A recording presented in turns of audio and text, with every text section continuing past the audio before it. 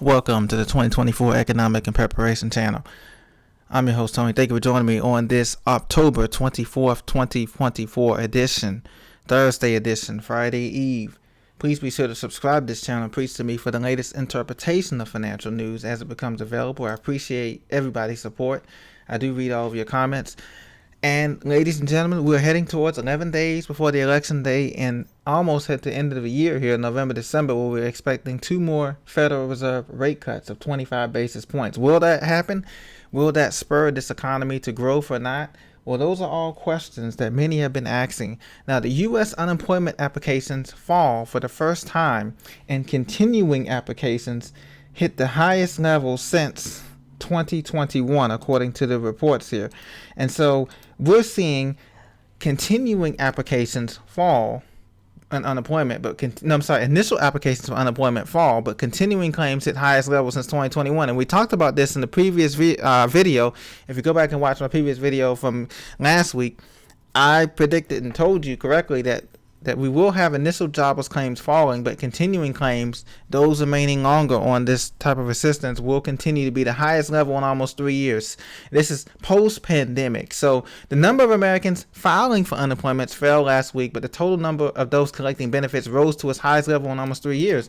So the Bureau of Labor Statistics, Labor Department, reported Thursday that applications for jobless claims fell by 15,000 to 227,000 for the week ending October 19th. So that's less than 241,000 the analysts had forecasted, which is good news, right?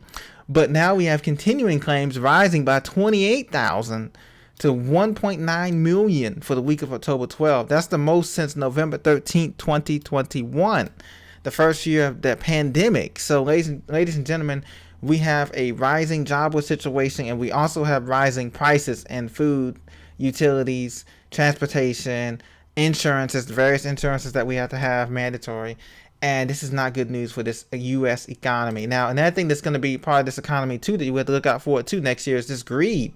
CBS News did a story about this, saying that Medicare Advantage plans receive $4.2 billion in payments for questionable, quote, home visits, a report says. So we have greed rampant in this economy, either from people billing medical bills fraudulently, that many investigators have found to be fraudulent. And we also have people just greed and price gouging, and that's one thing that we've seen here, not just in food and utility and transportation, but entertainment price gouging with ticket costs for concerts and movies. You guys have seen this, and all over the country we're seeing this, and now it's just now coming home to roost with some of these plans.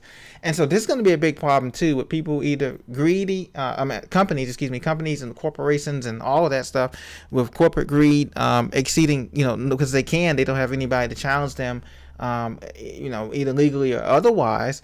And this is just going to be very interesting, because this is going to create a lot of medical debt that people have, things out of our control. Maybe we did have savings and all that, but medical debt from these fraudulent bills through Medicare or other places. Not saying that every bill is fraudulent, but I'm saying this is what the report shows here. This is on Money Watch, saying that they received $4.2 billion in payments for questionable, quote, home visits. This is going to be really taking advantage of our seniors, our elderly, those who are really sick with terminal or end-stage diseases. You think about that when you have all this fraudulence going on with these insurance company payments, along with the misleading taxes and everything. This is going to take its toll on this economy, and that's why a lot of economists think that this recession is just delayed. It's just a matter of when, not if. And that's what we're going to be seeing this next year, regardless of the results of the elections and all of the things that are going on. Now, Reuters.com reported that U.S. business activity rises in October. This is good news, guys. Business activity continues to rise. That's great. We're getting back to making things here in America. As you can see here, this guy's welding at the cargo trailer manufacturer in Middlebury, Indiana. We're getting back to making some things here in America. That's great news. But price pressures are easing. That's kind of the misleading part, because price pressures, even though inflation, quote unquote, has gone down a little bit, according to the quote unquote official numbers, you and I know that inflation is around 10 to 12% real inflation. So the PMI impact, that's the manufacturing input output index, rises to 54.3 from September's 54.0. So it went up 0.3%. But the prices for goods and services rise at the slowest pace since May 2020. You notice they said that they don't say that the prices have fallen for goods and services. They say the prices are just rising at a slower pace. So this is leading more towards stagflation. Now, also remember, ladies and gentlemen, we have in January, we have the strike, the port strike, even though it only lasted for like, what, a day or two in Baltimore, New York, and Philly, and all these reports. The port workers, the shipping strike.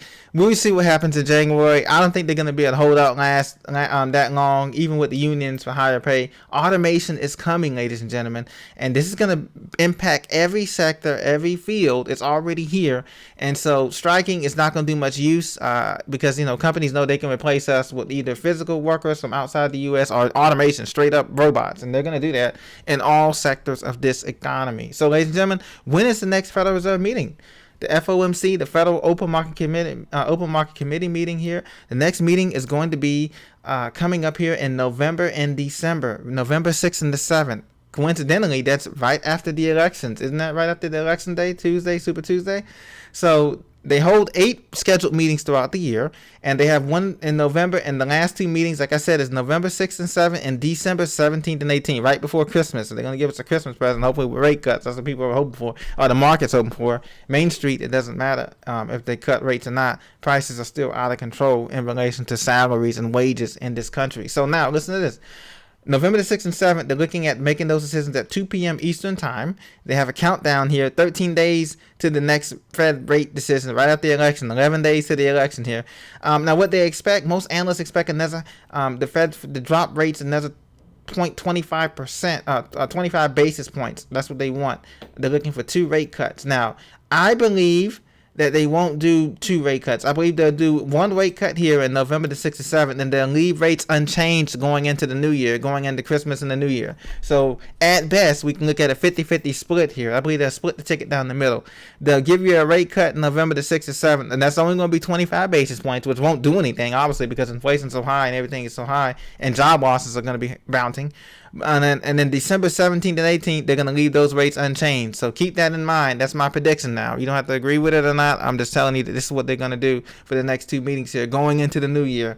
So, ladies and gentlemen, prepare. Get yourself ready. Continue to, stock things. Continue to prepare in all ways. And I will talk to you in the next video. Thank you for listening. Be sure to subscribe to this channel and tell friends and family that they can subscribe. And let me know what you want to see improvements to try to improve the video quality here. I'm trying out new things here. Let me know what you want to see in the comments as well. I'll talk to you very soon. Take care. God bless.